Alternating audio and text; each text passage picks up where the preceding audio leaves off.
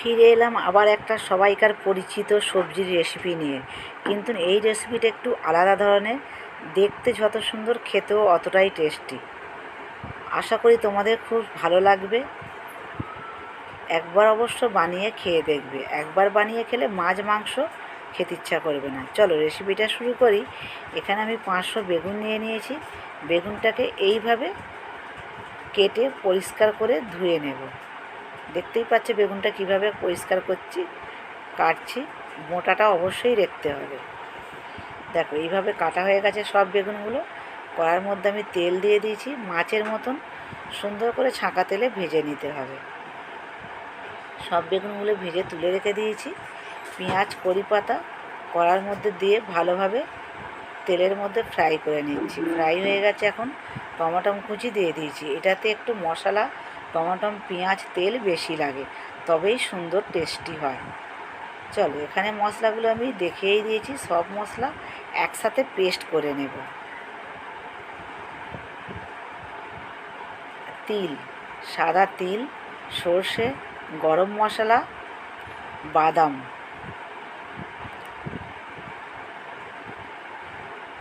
এখানে একবার নেড়ে দিই, নাহলে চুমে যাবে। সব মশলাগুলো পেস্ট করে নিচ্ছি ভালো করে। এখন পেস্ট করা মশলাটা পুরো এর মধ্যে দিয়ে দিচ্ছি। আদা রসুনের পেস্টও দিয়ে দিয়েছি। দিয়ে সুন্দর করে নেড়ে চেড়ে ভেজে নেব।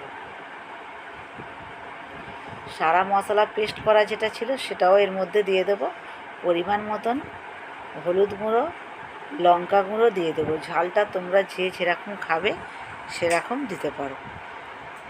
আর বন্ধুরা, রান্নার ভিডিও তোমরা যদি কারোর দেখে থাকো অবশ্যই তোমরা লাইক করবে, সাবস্ক্রাইব করে রেখে দেবে। রান্নার ভিডিওতে প্রচুর মেহনত লাগে। দেখতে যতটা ইজি হয় কিন্তু বানাতে অতটা ইজি নয়। তোমরা রান্নাঘরে করো, আশা করি তোমরা ব্যাপারটা বুঝতে পেরেছো। চলো এখানে সারা মশলাগুলো পুরো ভালো করে কষে নিচ্ছি। দেখতেই পাচ্ছ সুন্দর করে কষে নিয়েছি।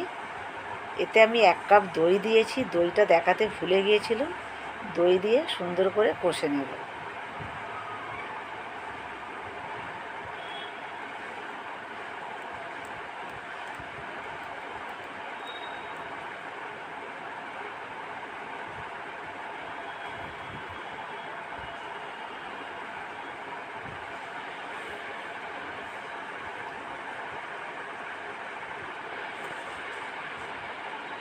কষা হয়ে গেছে, এখন জল দিয়ে দেব। স্বাদ মতন নুন দিয়ে দেব।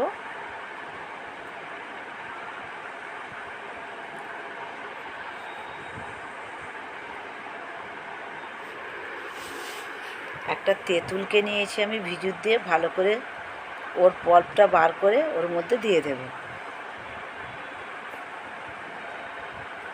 ধনেপাতা কুচি দিয়ে দিলাম, স্বাদ মতন নুন দিয়ে দেব। ঝোলটা ফুটে গেছে, দেখতেই পাচ্ছ। এখন এর মধ্যে সারা বেগুনগুলো দিয়ে দেব।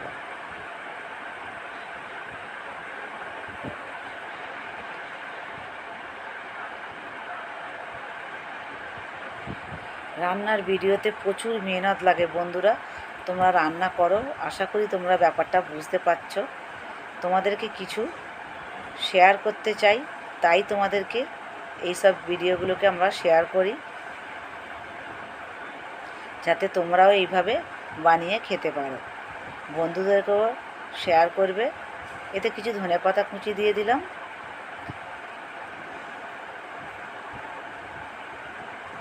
লাইক, কমেন্ট, শেয়ার করবে। ইউটিউব থেকে দেখলে পরে আমার চ্যানেলটা সাবস্ক্রাইব করে রেখে দেবে। আমার চ্যানেলটা খুবই নতুন, তোমাদের সাপোর্টের প্রয়োজন, তাই তোমরা সাবস্ক্রাইব করে পাশে থাকবে। এতে কিছু গরম মশলা গুঁড়ো দিয়ে আমি নামিয়ে নেব। দেখো কত ঝটপট বেনে গেল। দেখতে যতটা সুন্দর, খেতেও অতটা টেস্টি।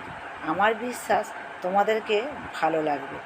আশা করি পুরো ভিডিওটা তোমাদের ভালো লেগেছে বা রেসিপিটা তোমাদেরকে পুরো ভালোভাবে বোঝাতে পেরেছি। পুরো ভিডিওটার সাথে থাকার জন্য থ্যাংক ইউ, ধন্যবাদ। বন্ধুদেরকে শেয়ার করবে যাতে ওরাও এইভাবে রেসিপিটা বানিয়ে খেতে পারে। ফিরে আসছি পরের ভিডিওতে। ততক্ষণে তোমরা সকলে ভালো থেকো, সুস্থ থেকো।